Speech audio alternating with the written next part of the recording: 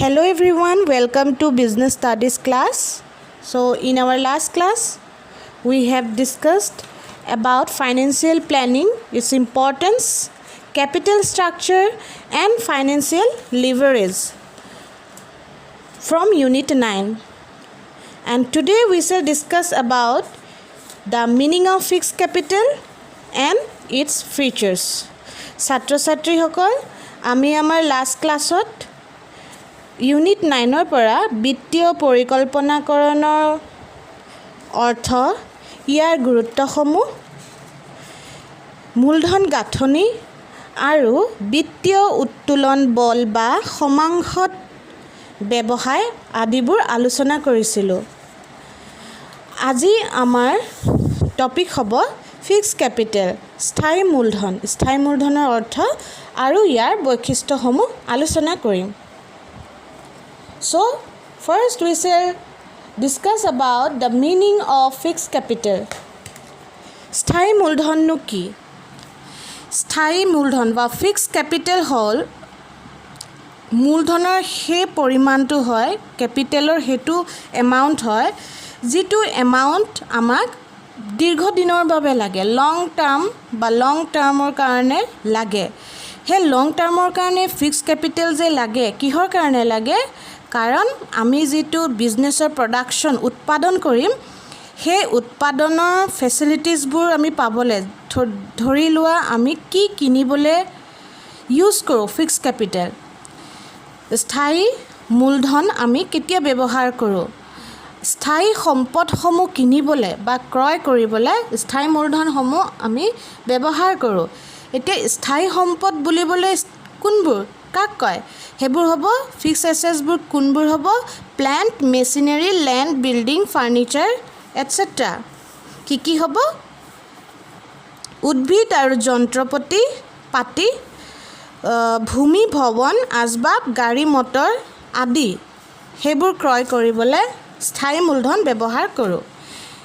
চ' স্থায়ী মূলধন যিবোৰ ফিক্সড কেপিটেল, আমি যেতিয়া এটা এছেট সম্পদ কিনিবলৈ সেই গোটেই মূলধনবোৰ ইউজ কৰোঁ, কেপিটেলবোৰ তাত পাৰ্মানেণ্ট হিচাপে তাত আমি খৰচ কৰি দিওঁ, ইনভেষ্ট কৰি দিওঁ, হয়নে? পাৰ্মানেণ্ট বেচিছত, ফিক্সড বেচিছত আমি ফিক্সড কেপিটেলবোৰ এছেটছবোৰ কিনিবলৈ ফিক্সড কেপিটেল ইউজ কৰোঁ। আৰু সেই কাৰণে বা সেইটোৱেই ৰিজন যিহৰ কাৰণে ফিক্সড কেপিটেলক ব্লক কেপিটেল বুলিও কোৱা যায়, কাৰণ সেই পইচাবোৰতো তাত ব্লক হৈ আছে স্থায়ী সম্পদ কিনি পেলাই। So' fixed capital is also' known as block capital. স্থায়ী মূলধনক আমি অৱৰোধ মূলধন বুলিও জানো, ঠিক আছে? কাৰণ সেই সম্পদবোৰে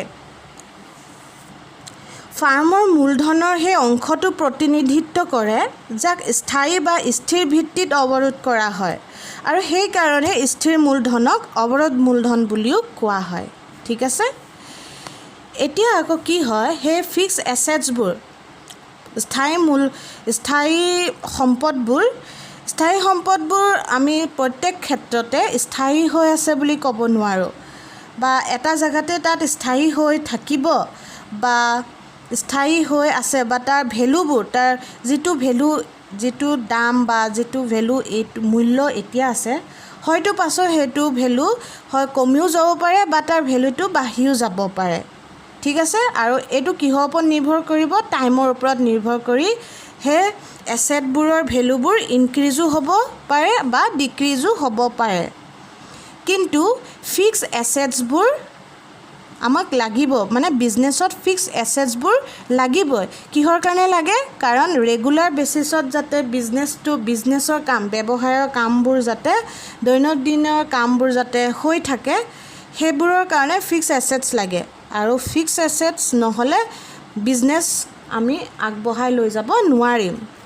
চ' এতিয়া গম পাইছা স্থায়ী মূলধন কিমান এটা প্ৰয়োজন, ঠিক আছে? এতিয়া আমাৰ নেক্সট টপিক হ'ব ফিচাৰ্ছ অফ ফিক্সড কেপিটেল। স্থায়ী মূলধনৰ বৈশিষ্ট্যসমূহ আমি এতিয়া আলোচনা কৰিম, ঠিক আছে? So' first is fixed capital is permanent part of capital. এতিয়া যিটো স্থায়ী মূলধন, সেই স্থায়ী মূলধনটো কাৰ অংশ হয়? কাৰ অংশ হ'ব?